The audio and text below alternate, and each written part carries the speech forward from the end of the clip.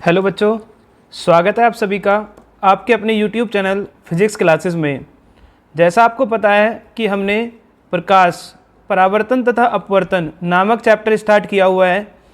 इस चैप्टर में मैंने आपको 4 पार्ट पढ़ा दिए हैं, यानी कि 4 लेक्चर में ये पार्ट आपका हो चुका है। अब ये आपकी 5वीं क्लास है, इसको ध्यानपूर्वक देखना, क्योंकि 4 क्लास तक आपका परावर्तन पूरा कंप्लीट मैंने करा दिया, उसके न्यूमेरिकल भी करा दिए, जो जो पॉसिबल चांस है एग्जाम में आने के कि क्या क्या परावर्तन से पूछा जाता है, ठीक है, उसके न्यूमेरिकल जो सबसे ज़्यादा इंपॉर्टेंट होते हैं वो करा दिए मैंने दर्पण के। अब हम ये 5वीं हमारी क्लास है, 5वां पार्ट है इस चैप्टर का, लाइट का, प्रकाश का, क्लास 10th के लिए। तो इस पार्ट में हम प्रकाश का परावर्तन खत्म करने के बाद अब आगे बढ़ रहे हैं, एक स्टेप और आगे बढ़ रहे हैं, और वो स्टेप होगा हमारा प्रकाश का अपवर्तन। ठीक है, लगभग हाफ से ज़्यादा आपका पार्ट कंप्लीट हो चुका है इस चैप्टर का, हाफ ही और बचता है। तो अब जो आपका चलेगा वो चलेगा आपका प्रकाश का परावर्तन। प्रकाश का परावर्तन पढ़ने से पहले आपको प्रकाश का अपवर्तन जरूर पता होना चाहिए। पता चला आपको प्रकाश का परावर्तन पता ही नहीं है, आप अपवर्तन पढ़ने चल दिए। ठीक है, तो सबसे पहले आप मुझे ये बताइए कि प्रकाश का परावर्तन क्या होता है। सिंपल सा क्वेश्चन है, प्रकाश का परावर्तन क्या होता है। तो आप कहेंगे सर, जब प्रकाश किसी चिकने या चमकदार तल से टकराएगा तो टकराने के बाद उससे वापस लौट आता है, तो इस घटना को बोलते हैं प्रकाश का परावर्तन।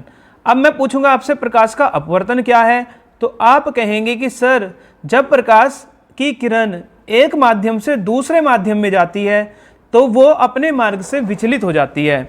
इस घटना को ही बोलते हैं प्रकाश का अपवर्तन। क्या बोलते हैं? प्रकाश का अपवर्तन। अब आप कहेंगे कि कैसे विचलित हो जाती है, क्यों विचलित होती है, तो मैं आपको एक एग्जांपल समझाता हूँ। आप एक खाली रोड है, उस खाली रोड पर, खाली सड़क पर आप दौड़ रहे हैं, चल रहे हैं, तो आपकी चाल लगभग मैं समझता हूँ कि सीधी ही होगी और सबसे ज़्यादा होगी। अब मान लीजिए कोई भीड़ भाड़ वाला इलाका आया, मान लीजिए आप किसी मार्केट में गए, जब आप मार्केट में जाते हैं तो सबसे पहला आपकी स्पीड चेंज हो जाती है। जो स्पीड वहाँ थी खाली रोड पर, यहाँ पर स्पीड क्या हो जाएगी, कुछ कम हो जाएगी, और आपका रास्ता भी भटक जाएगा। कभी आप इस व्यक्ति को क्रॉस करके निकलोगे, कभी इसको क्रॉस करके निकलोगे, कभी इसको क्रॉस करके निकलोगे। मतलब आप एक सीधे पाथ पर नहीं चल सकते, आपका पाथ हमेशा बैंड हो जाता है, मुड़ जाता है। तो यही घटना प्रकाश के साथ होती है कि जब प्रकाश वायु से किसी माध्यम में जाता है या एक माध्यम से दूसरे माध्यम में जाता है तो वो अपने मार्ग से क्या हो जाता है, विचलित। अब किधर को विचलित होता है ये अभी हम देखने वाले हैं। तो प्रकाश की किरण जब एक माध्यम से दूसरे माध्यम में जाएगी तो वो अपने मार्ग से क्या हो जाती है, विचलित हो जाती है। इसी घटना को बोलते हैं हम प्रकाश का अपवर्तन, यानी कि रिफ्रैक्शन ऑफ लाइट। तो यहाँ पर लिखा हुआ है, आप देख सकते हैं, जब प्रकाश, देखिए यहाँ पर लिखा हुआ है क्या, एक मिनट, जब प्रकाश एक माध्यम से दूसरे माध्यम में तिरछा होकर जाता है तो दूसरे माध्यम में इसके संचरण की दिशा परिवर्तित हो जाती है। इस घटना को प्रकाश का अपवर्तन कहते हैं। अब आप कहोगे कि सर हमने कहाँ देखा है प्रकाश का अपवर्तन डेली लाइफ में, तो मैं आपसे कहूँगा एक गिलास लेना। अब आप उस पेंसिल को किसी एक ऐसे गिलास में रख देना जिसमें कुछ पानी भरा हुआ हो। तो अगर आप ऐसा करते हैं तो आपको क्या दिखाई देगा, आपको इस तरह से इमेज दिखाई देगी। इसमें जो पेंसिल होगी, ये पेंसिल आपको तिरछी प्रतीत होगी। आप इसको यहाँ पर दिखाया हुआ है मैंने डायग्राम में। अगर आपने इस तरह से किसी गिलास के अंदर, ये गिलास है आपका, इसके अंदर पानी भरा हुआ है और इसमें एक पेंसिल डिप कर दी, तो आप देखेंगे ये जो पेंसिल है, ये पेंसिल इसमें तिरछी आपको प्रतीत होगी। ये आपका पहला एग्जाम्पल था रिफ्रैक्शन ऑफ लाइट, यानी कि प्रकाश के अपवर्तन का। इसी तरह से दूसरा आप उदाहरण देखेंगे। आप क्या लेना, एक तालाब लेना या एक पौंड या कुछ भी हो, उसके अंदर कोई जीव है, या आप घर पर देखना एक बर्तन लेना जिसमें से आप देख सकते हो आर पार ट्रांसपेरेंट, उसके अंदर एक सिक्का डाल देना। अगर आप ऊपर से, जैसे ये देख रहा है, देखिए जैसे ये देख रहा है, अगर आप ऊपर से इस तरह से देखेंगे तो आपको क्या प्रतीत होगा कि ये सिक्का तो होगा बिल्कुल नीचे, लेकिन आपको ये प्रतीत होगा थोड़ा ऊपर। तो ये सब उदाहरण है किसके, आपके प्रकाश के अपवर्तन के ये उदाहरण है। और उदाहरण आप ले सकते हैं, जैसे आप देखते हैं कि जो तारे होते हैं, तारे, वो तारे जो टिमटिमाते हैं वो किसके कारण टिमटिमाते हैं? अपवर्तन के। चौथा एग्जाम्पल आप ले सकते हैं, जो इंद्रधनुष बनता है इस तरह से 7 कलर में विभक्त हो जाता है, वो भी, उसमें भी एक रोल होता है, किसका रोल होता है? अपवर्तन का। तो ये डेली लाइफ में कुछ उदाहरण है अपवर्तन के। देखो यहाँ पर दिखाया हुआ है, प्रकाश के अपवर्तन के कारण, नंबर 1 देखो, प्रकाश के अपवर्तन के कारण स्विमिंग पूल का तल वास्तविक स्थिति में विस्थापित हुआ प्रतीत होता है। मतलब अगर आप स्विमिंग पूल को ऊपर से देखेंगे तो आपको लगेगा कि इसका तल नीचे ना होकर थोड़ा ऊपर उठा हुआ है, या उसके अंदर कोई जीव होगा तो वो आपको लगेगा कि वो बिल्कुल तली पर ना बैठकर थोड़ा ऊपर उठा हुआ है, या आप पानी के अंदर कोई सिक्का डाल देंगे तो आपको लगेगा वो बिल्कुल नीचे ना बैठा होकर ऊपर को थोड़ा उठा हुआ है। नंबर 2 देखेंगे क्या है, देखिए नंबर 2, पानी में आंशिक रूप से डूबी हुई पेंसिल वायु तथा पानी के अंतर पृष्ठ पर टेढ़ी प्रतीत होती है। अभी मैंने आपको डायग्राम में भी दिखाया कि अब ये आप किसी पानी के अंदर, किसी गिलास में पानी लें, उसके अंदर पेंसिल को डिप कर दें तो ये पेंसिल आपको ऐसा लगेगा जैसे टूटी हुई हो, यानी कि तिरछी आपको प्रतीत होगी। तीसरा, कांच के गिलास में पड़े नींबू वास्तविक आकार से बड़े प्रतीत होते हैं। ये आपने जरूर देखा होगा। तीसरा, घर पर खूब करते हैं, अगर आप एक गिलास ले कांच का, उसके अंदर पानी भरकर उसमें नींबू डाल दें, नींबू का साइज छोटा होता है और आप देखेंगे वो थोड़े साइज में क्या दिखाई देंगे? बड़े। और कागज पर लिखे शब्द गिलास स्लैब से देखने पर ऊपर उठे हुए प्रतीत होते हैं। अगर आप कुछ कागज लें, कागज पर कुछ भी वर्ड लिख दें, अपना नाम भी लिख देंगे और उसको गिलास स्लैब से देखेंगे, कांच की स्लैब से देखेंगे तो आपको लगेगा कि जो वर्ड हैं वो ऊपर की तरफ उभरे हुए हैं। तो इस तरह से ये प्रकाश के अपवर्तन के कुछ उदाहरण हैं। अब क्वेश्चन ये है कि प्रकाश के अपवर्तन का कारण क्या होता है। ये क्वेश्चन आपसे पूछा जाता है कि प्रकाश के अपवर्तन का क्या कारण है। तो प्रकाश के अपवर्तन का कारण क्या होता है? जो आपका प्रकाश होता है, प्रकाश की चाल का भिन्न भिन्न माध्यमों में भिन्न भिन्न होना है। मतलब जो आपके पास प्रकाश है, उस प्रकाश के अपवर्तन का कारण क्या होता है कि प्रकाश की चाल जो होती है अलग अलग माध्यम में अलग अलग होगी। अगर मैं आपसे कहूँ वायु है तो वायु में कुछ और होगी, यानी कि वायु में होती कितनी है वैसे? 3 × 10⁸ मीटर पर सेकेंड। कांच है, कांच में कुछ और होगी। उसके बाद पानी है, पानी में कुछ और होगी। तो अलग अलग माध्यम में प्रकाश की चाल अलग अलग होती है, इसलिए वो अपने मार्ग से क्या हो जाती है? विचलित। और इसी को बोलते हैं हम प्रकाश का अपवर्तन। क्या बोलते हैं? प्रकाश का अपवर्तन। तो अब प्रकाश के अपवर्तन के हमने कारण भी देख लिए और उसके कुछ डेली लाइफ में उदाहरण भी देख लिए। अब हम पहले अपवर्तन का नियम देखते हैं, क्या अपवर्तन के नियम होते हैं। देखिए, पहले मैं आपको 2 माध्यम समझा देता हूँ कि यहाँ पर आपके 2 माध्यम होते हैं। एक माध्यम होता है सघन और एक माध्यम होता है विरल। जो आपका खाली स्थान है, बिल्कुल खाली खाली है, वो आपका विरल माध्यम होता है, जैसे कि वायु। और जहाँ पर थोड़ा भीड़ भाड़ का इलाका होता है उसको सघन माध्यम आप बोल सकते। सघन मतलब डेंस है वहाँ पर। देखो, एक आपका क्षेत्र ऐसा होगा जैसे गांव, जहाँ पर खाली होगा, दूर दूर तक कोई दिखाई देगा, वो विरल है। और जहाँ पर पास पास, जैसे कि मार्केट, वहाँ पर पास पास लोग दिखाई देंगे तो वो सघन यानी कि घनी आबादी है। तो यहाँ पर भी ऐसा ही है। अगर आप देखेंगे पार्टिकल ज़्यादा है, पास पास है, तो वहाँ पर आपको उसको माध्यम को मानते हैं सघन माध्यम, और जहाँ पर दूर दूर होते हैं उस माध्यम को मानते हैं विरल माध्यम। तो बेसिकली विरल माध्यम में हम वायु लेते हैं और सघन माध्यम में कांच, पानी, ये सब हम लेते हैं। तो क्या होता है कि आप देखेंगे प्रकाश का अपवर्तन का क्या नियम बनता है। देखिए, सबसे पहले क्या होगा, आपके पास एक पृष्ठ होगा। ये मैंने आपको उसमें भी समझाया था, डायग्राम मैंने आपको बनाना बताया था, आपको दोबारा बनाना है। क्या लिखेंगे आप लिखेंगे कि एक आपके पास एक पृष्ठ है, ठीक है, ये कोई एक पृष्ठ है, इससे प्रकाश का अपवर्तन होना है, ठीक है। एक ये इसके अभिलंब है, ठीक है, क्या है ये? अभिलंब। अब क्या होगा कि एक प्रकाश की किरण आएगी इस पर, किस तरह से आएगी? देखो, ये प्रकाश की किरण आई, तो आने वाली किरण को हमने क्या नाम दिया था? आपतित किरण। क्या नाम देते हैं इसको? आपतित किरण। तो ये किरण आपकी है आपतित किरण, ठीक है। क्या नाम है इसका? आपतित किरण। उसके बाद क्या होगा, अब इसको जाना कैसे था? इसको जाना इस तरह से था, लेकिन क्या हुआ कि यहाँ पर माध्यम अलग अलग हो गए।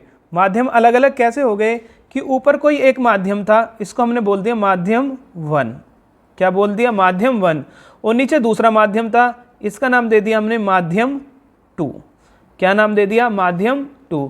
तो माध्यम 1 में बेसिकली हम विरल मान के चलें, अगर विरल यानी कि वायु, और माध्यम 2 में हम सघन मानकर चलें, अगर सघन यानी कि कांच। तो क्या होता है कि इसको बोलते हैं हम अभिलंब। क्या बोलते हैं? लाइन जो ड्रॉ की है इसको बोलते हैं हम अभिलंब। अब प्रकाश की किरण आई, इसको जाना इस मार्ग से था, लेकिन वो इस मार्ग से ना जाकर थोड़ा सा अभिलंब की ओर को मुड़ जाएगी। इस तरह से आप देखेंगे अभिलंब की ओर को क्या हो गई? मुड़ गई, और इस तरह से वो सीधी निकल जाएगी, और इस किरण को बोलते हैं आपतित किरण। सॉरी, क्या बोलते हैं इस किरण को? अपवर्तित किरण। क्या बोलते हैं इसे? अपवर्तित किरण। क्या नाम दिया हमने? अपवर्तित किरण। तो इस तरह से आप देखेंगे कि क्या देखा आपने कि जब कोई प्रकाश की किरण एक माध्यम से दूसरे माध्यम में गई, उसको जाना इस तरह से सीधे था, वो सीधे न जाकर अपने रास्ते से कुछ मुड़ गई, इसी को बोलते हैं प्रकाश का अपवर्तन। अब जो प्रकाश की किरण आई है उसको बोलते हैं आपतित किरण, और जो टकरा कर गई है वहाँ पर बोलते थे परावर्तित किरण, और यहाँ पर क्या बोलेंगे? अपवर्तित किरण। अब कोण की बात करते हैं कि जो आपतित किरण है वो अभिलंब के साथ जो कोण बनाएगी, आपतित किरण अभिलंब के साथ जो कोण बनाएगी उसको बोलते हैं आपतन कोण, और अपवर्तित किरण अभिलंब के साथ जो कोण बनाएगी उसको बोलते हैं अपवर्तन कोण। क्या बोलते हैं? अपवर्तन कोण। तो आई है आपका आपतन कोण, यहाँ आप लिख सकते हैं आई क्या है आपके पास? आपतन कोण, और आर है आपके पास अपवर्तन कोण। वहाँ पर होता था परावर्तन कोण, और यहाँ पर क्या है? अपवर्तन कोण। ठीक है, यह है आपका अपवर्तन कोण। तो इस तरह से आप देख रहे हैं कि यहाँ पर अब इसके नियम बनेंगे आपके 2 नियम। कौन कौन से नियम? आप प्रकाश के अपवर्तन के 2 नियम होते हैं। जैसे कि पहला नियम दोनों में सेम है, परावर्तन में भी अपवर्तन में भी। क्या था उसमें? आपतित किरण, याद करो आपतित किरण यह है आपतन बिंदु, और आपतन बिंदु पर इसको बोलते हैं अभिलंब। तो आपतन बिंदु पर अभिलंब, वहां आता था परावर्तित किरण, यहाँ कौन सी किरण आएगी? अपवर्तित। तो क्या बोलेंगे हम? दोबारा बता देता हूँ, आपतित किरण, आपतन बिंदु पर अभिलंब तथा अपवर्तित किरण तीनों एक ही तल में होते हैं। तो पहला नियम बनता है कि आपतित किरण आपतन बिंदु पर अभिलंब और अपवर्तित किरण तीनों एक ही तल में होते हैं। दूसरा नियम क्या बनता है? वहाँ पर प्रकाश के परावर्तन में आई आर के बराबर होता था, लेकिन यहाँ पर क्या होगा कि किन्हीं 2 माध्यमों के लिए जो आपतन कोण है आई, उसका साइन यानी कि जिया, और जो परावर्तन कोण है यानी कि साइन आर, उसकी जिया, इन दोनों का अनुपात एक नियत होगा। क्या होगा? नियतांक। तो दोबारा मैं आपको समझा देता हूँ। प्रकाश के अपवर्तन के 2 नियम हैं। पहला नियम, आपतित किरण आपतन बिंदु पर अभिलंब और अपवर्तित किरण तीनों एक ही तल में होते हैं।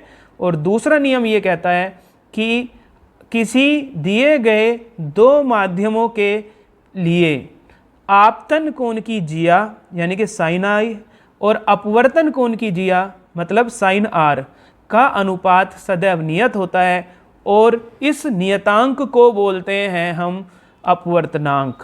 क्या बोलते हैं? अपवर्तनांक। और इस नियम को बोलते हैं हम स्नेल का नियम। क्या बोलते हैं? स्नेल का नियम। इंपॉर्टेंट है, स्नेल का अपवर्तन नियम भी कहते हैं। तो पढ़ते हैं इसमें क्या दिया है। आपतित किरण अपवर्तित किरण तथा दोनों माध्यमों को पृथक करने वाले पृष्ठ के आपतन बिंदु पर अभिलंब तीनों एक ही तल में होते हैं। तो यही मैंने आपको बताया कि तीनों किस में होते हैं? एक तल में। दूसरा नियम क्या बनता है? प्रकाश के किसी निश्चित रंग तथा निश्चित माध्यमों के युग्म के लिए आपतन कोण की जिया तथा अपवर्तन कोण की जिया यानी कि साइन आर दोनों का अनुपात नियत होगा, और इस नियतांक को बोलते हैं हम क्या? इस नियतांक को यहाँ पर हम अपवर्तनांक भी बोलते हैं। क्या बोलते हैं? अपवर्तनांक। और इस नियम को बोलते हैं स्नेल का नियम। इंपॉर्टेंट है, आपसे अलग से भी पूछ लिया जाएगा कि स्नेल के नियम से आप क्या समझते हैं। इसका आपको वर्णन करना पड़ेगा कि ये स्नेल का नियम होता है। ठीक है, तो यहाँ पर हमने लिखा अपवर्तनांक। स्थिरांक को क्या बोलते हैं? अपवर्तनांक। अब अपवर्तनांक होता क्या है आप समझ लीजिए, इसको किस तरह से आप लिखते हैं। देखो, अगर कोई प्रकाश, इसको मैं अलग से समझा देता हूँ, 1 मिनट।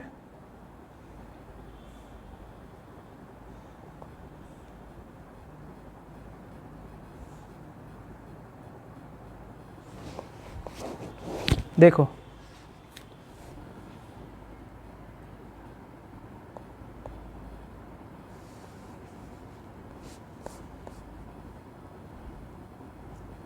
इसको आपको पढ़ना आना चाहिए। आज अगर आप अपवर्तनांक सीख गए तो आप इसके क्वेश्चन कर देंगे। अपवर्तनांक, सबसे पहले मैं आपको बताऊं, इंग्लिश में बोलते हैं इसको रिफ्रैक्टिव इंडेक्स। क्या बोलते हैं? Refractive index. आप देखेंगे अपवर्तनांक होता क्या है।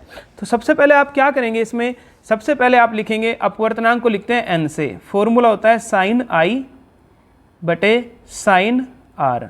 एक तो ये आई में होता है फॉर्मूला, ठीक है। अब बात करते हैं, नोट पॉइंट लिखेंगे। पहले एक नोट पॉइंट लिखना कि अगर प्रकाश की किरण विरल माध्यम से किस में जाए? सघन में। ये मैंने अभी दिखाया था आपको, विरल से सघन में जा रही है तो आप देखेंगे कि प्रकाश की किरण अभिलंब की ओर को मुड़ जाती है। अभी मैंने डायग्राम आपको बताया था कि अगर वो विरल से सघन में जाती है तो अभिलंब की ओर मुड़ जाती है, और अगर सघन से विरल में जाएगी, सघन से किस में जाएगी? विरल में, तो क्या होगा? अभिलंब से दूर हटती है, अभिलंब से दूर हटती है। अभी डायग्राम याद कीजिए, पीछे देखिए मैंने आपको डायग्राम बनवाया था कि इस तरह से एक डायग्राम था, ऊपर था विरल सघन, जाना उसको ऐसे था, लेकिन वो अभिलंब ये है तो अभिलंब की ओर को झुक जाएगी, क्योंकि ये विरल माध्यम से किस में आ रही थी? सघन में, और सघन से विरल में जाएगी तो अभिलंब से दूर हटेगी। ये पहचान है, ठीक है। तो अभिलंब से दूर हटती है। अब हमने फॉर्मूला देखा sine i upon sine r बराबर एन। अगर कोई प्रकाश की किरण एक माध्यम से दूसरे माध्यम में जा रही है, किसमें? एक माध्यम से दूसरे माध्यम में जा रही है, तो उसका अपवर्तनांक लिखा जाएगा 1n2। क्या लिखा जाएगा? 1n2। यानी कि अपवर्तनांक कब? एक माध्यम से दूसरे माध्यम में प्रकाश की किरण जा रही है। और इसको पढ़ेंगे कैसे? पहले माध्यम के सापेक्ष दूसरे माध्यम का अपवर्तनांक, दूसरे माध्यम का अपवर्तनांक। और अगर कोई प्रकाश की किरण दूसरे माध्यम से पहले में जा रही है तो इसको लिखेंगे 2n1। क्या लिखेंगे? 2n1। इसको आप पढ़ेंगे दूसरे माध्यम के सापेक्ष, दूसरे माध्यम के सापेक्ष पहले माध्यम का अपवर्तनांक, दूसरे माध्यम के सापेक्ष पहले माध्यम का अपवर्तनांक।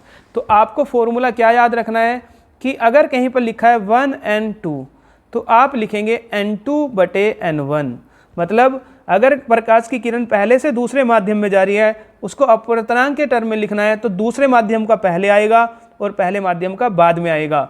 और जबकि आप चाल में देखेंगे तो पहले माध्यम की ऊपर और दूसरे माध्यम की नीचे। तो इस तरह से आपको ये फॉर्मूला रिमेंबर रखना है, पूछा जाता है। अगर प्रकाश की किरण एयर से गिलास में जा रही है तो आप ANG लिखेंगे। इसको पढ़ेंगे वायु के सापेक्ष कांच का अपवर्तनांक।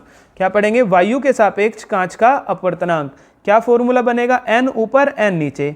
अब n की टर्म में लिखना है तो बाद वाला g ऊपर और पहले वाला a नीचे, और अगर v की टर्म में लिखना है तो ऊपर वाला पहले वाला ऊपर और नीचे बाद वाला नीचे। तो इस तरह से आप लिख सकते हैं। दूसरा आप देखेंगे कि एक सूत्र होता है ANG। प्रकाश की किरण एयर से गिलास में गई और गिलास से एयर में गई तो दोनों का गुणनफल हमेशा क्या आता है? 1 आता है। क्या आता है? 1। मतलब अगर आपको ANG की वैल्यू निकालनी है तो 1/GN कर दीजिए। क्या कर दीजिए? 1/GN। दूसरा फॉर्मूला, अगर प्रकाश की किरण एयर से गिलास में गई, फिर गिलास से चली गई किस में? वाटर में, और फिर वाटर से किस में आ गई? एयर में, तो हम लिख देंगे इन तीनों का गुणनफल कितना होता है? 1। कितना होता है? 1। तो यहाँ से आप GNW अगर निकालेंगे तो GNW आपका बनेगा NWA अपॉन ANG। ये कुछ फॉर्मूले हैं जिसको आपको रिमेंबर रखना है। ये रिमेंबर आपसे पूछे जाते हैं। कैसे याद रखोगे? अब क्वेश्चन ये है, n है, n की टर्म में लिखना है तो n ऊपर n नीचे। मैंने क्या बताया था? n की टर्म में लिखना है तो बाद वाला ऊपर और पहले वाला नीचे, और किसके रेस्पेक्ट में है? एयर के रेस्पेक्ट में है। तो इस तरह से आप किसका फॉर्मूला लिख सकते हैं, रिफ्रैक्टिव इंडेक्स या प्रकाश के अपवर्तनांक का। रिफ्रैक्टिव इंडेक्स बोल सकते हो या बोल सकते हो आप अपवर्तनांक। तो इस तरह से हमने जो फॉर्मूले देखे हैं, अभी उसके ऊपर क्वेश्चन करेंगे हम, तो हमें और समझ में आ जाएंगे। ठीक है, उसके बाद देखें कि कांच की आयताकार स्लैब से अपवर्तन।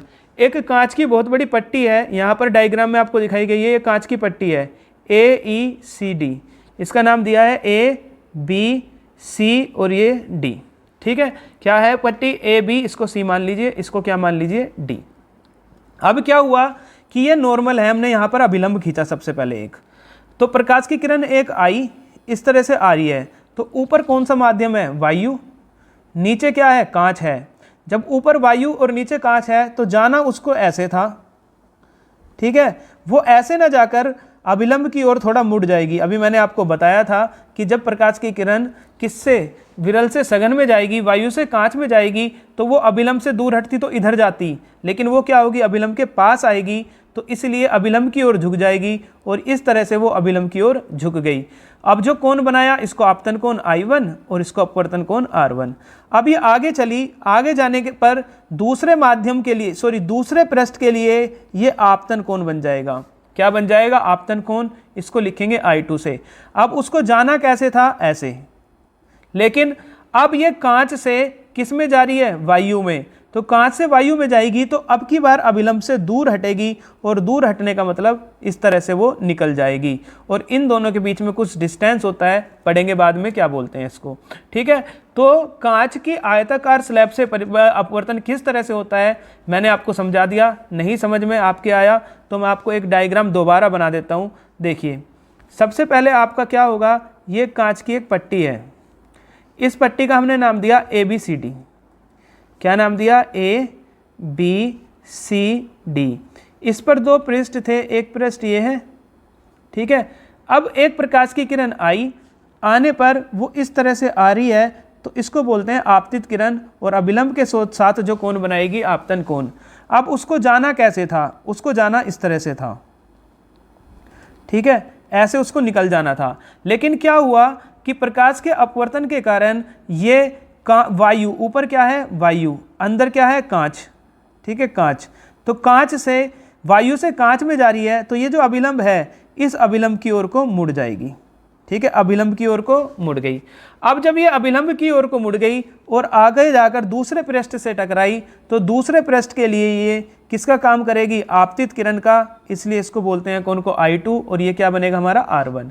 अब ये टकराकर क्या होगा, जाना उसको ऐसे था, ऐसे ना जाकर वो अब कांच से दोबारा किस में जा रही है, वायु में, यानी कि सघन से विरल में जा रही है, तो अब ये अभिलंब से दूर हटेगी और इस तरह से बाहर क्या हो जाएगी, निकल जाएगी। तो इसको बोलते हैं हम एक कांच द्वारा प्रकाश का अपवर्तन। कांच की एक पट्टी थी, उस पट्टी के द्वारा प्रकाश का अपवर्तन, ठीक है। इसके बाद हम देखते हैं अपवर्तन के नियम हमने देख लिया, ये हमने पढ़ लिया। आप इसको लिख सकते हैं 1 and 2, या आप इसको लिख सकते हैं N2 1, ये 1 भी लेकर उधर उठाकर उधर ले गए, लिखने का तरीका एक ही है, ठीक है। आप पहले भी लिख सकते हैं, बाद में भी दोनों लिख सकते हैं। तो मैंने फॉर्मूला क्या बताया था, 1 and 2 का। अगर n की टर्म में लिखना है तो बाद वाला ऊपर, पहले वाला नीचे, और v की टर्म में लिखना है तो पहले वाला ऊपर, बाद वाला नीचे। तो यही फॉर्मूला यहाँ पर लिखा हुआ है, ठीक है। उसके बाद आप देखेंगे यदि माध्यम निरपेक्ष अपवर्तनांक क्या होता है, ये आप समझ लेना, ये पूछा हुआ है कई बार। निरपेक्ष अपवर्तनांक क्या हो, यदि माध्यम एक निर्वात या वायु है, तब माध्यम 2 का अपवर्तनांक निर्वात के सापेक्ष माना जाता है, तो माध्यम का निरपेक्ष अपवर्तनांक कहलाता है। निरपेक्ष अपवर्तनांक का मतलब है कि कोई भी माध्यम दे दिया, जैसे कांच दे दिया, तो कांच का वायु के सापेक्ष जो अपवर्तनांक होगा, जैसे आपका जल दे दिया, जल का वायु के सापेक्ष या फिर निर्वात के सापेक्ष, यानी कि एक माध्यम उसमें निर्वात हो, तो ऐसा अपवर्तनांक आपका कहलाता है निरपेक्ष अपवर्तनांक। फॉर्मूला होता है n बराबर C/V, जहाँ C क्या है आपका, निर्वात में प्रकाश की चाल 3 × 10⁸ होती है, और V क्या है, जो भी माध्यम दिया है उस माध्यम में प्रकाश की चाल। तो इस तरह से आप देखेंगे हीरे का अपवर्तनांक सबसे अधिक है। ये क्वेश्चन पूछा जाता है, जो हीरा होता है डायमंड, उसका अपवर्तनांक सबसे ज़्यादा होता है।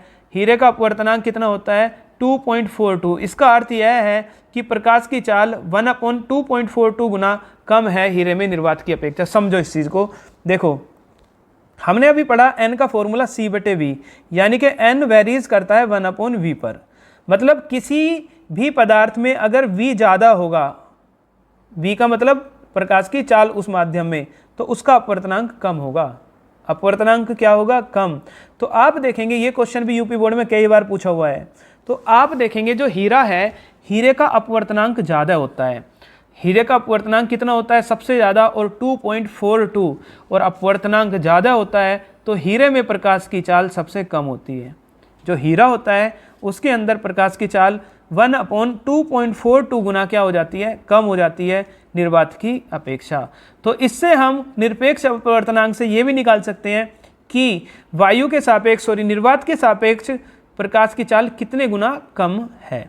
तो किसी का अगर n बढ़ेगा तो v कम होगा, n कम होगा तो उसके लिए v बढ़ेगा। ठीक है, ये आप समझ लेना। उसके बाद मैंने आपको सघन और विरल माध्यम समझाए थे। दो माध्यमों की तुलना करते समय अधिक अपवर्तनांक वाला माध्यम दूसरे की अपेक्षा प्रकाशिक सघन होता है, और दो माध्यमों की तुलना करते समय कम अपवर्तनांक वाला माध्यम प्रकाशिक विरल माध्यम होता है। जैसे वायु का अपवर्तनांक 1 होता है, तो आप देखेंगे कि इसका एक, चलो 3 चीज़ें लिखता हूँ। वायु, एक होता है कांच का होता है 1.5, ठीक है 1.5, और मान लीजिए पानी का कितना होता है? 1.6 या 1.3, चलिए लिख देता हूँ अभी। तो जिसका अपवर्तनांक जितना ज़्यादा होगा उसको क्या बोलते हैं हम? सघन। तो यहाँ पर ये वाला आपका कहलाएगा सघन, और ये कहलाएगा आपका सबसे कम वाला क्या कहलाएगा? विरल माध्यम। तो ये विरल है, ये सघन है। प्रकाश की किरण विरल से सघन में जाएगी तो सीधी ना जाकर वो अभिलंब की ओर को मुड़ जाएगी, और अभिलंब कौन सा है? ये वाला। तो अभिलंब की ओर को मुड़ जाती है। ठीक है, जब प्रकाश की किरण सघन माध्यम से विरल माध्यम में जाती है तो इसकी चाल बढ़ जाती है तथा ये अभिलंब से दूर हट जाती है। मैंने आपको अभी समझाया था कि जब प्रकाश की किरण, यहाँ देखो, जब प्रकाश की किरण विरल से सघन में जाती है तो उसकी चाल क्या हो जाती है? कम, और वो अभिलंब की ओर को झुक जाती है। मैंने समझाया था अभी। और जब प्रकाश की किरण सघन से विरल में जाएगी तो वो अभिलंब से दूर, देखो यहाँ जाना था उसको, अब वो इधर ना गई। क्यों नहीं गई? क्योंकि ये अभिलंब है, तो ये अभिलंब के पास है, तो अभिलंब से क्या हो जाएगी? दूर हट जाएगी। तो इस तरह से आप देखेंगे कि विरल से सघन में जाएगी तो चाल कम हो जाएगी। आप खाली स्थान से भीड़ भाड़ वाले स्थान में जाइए, क्या आपकी चाल कम हो जाएगी? तो एब्सोल्युटली कम हो जाएगी। और अगर आप भीड़ भाड़ वाले से खाली इलाके में आएंगे तो आपकी चाल बढ़ जाएगी। ठीक है, यही यहाँ पर बताया गया है। ठीक है, इसके बाद हमारा जो टॉपिक चलेगा वो चलेगा लेंस वाला। अगर आपको इस टॉपिक में कोई दिक्कत है तो आप पूछ सकते हैं। लेंस का टॉपिक हम अगले पार्ट में देखेंगे। ठीक है, तो फिर मिलते हैं अगले पार्ट में। ठीक है, देखते हैं लेंस क्या होता है, लेंस का फॉर्मूला देखेंगे और न्यूमेरिकल करेंगे। 2 पार्ट और आएंगे, इसके 2 पार्ट में आपका कंप्लीट हो जाएगा ये चैप्टर। फिर नया चैप्टर स्टार्ट करेंगे, मिलते हैं फिर नए चैप्टर में। ठीक है, उसके बाद चलिए फिर, धन्यवाद।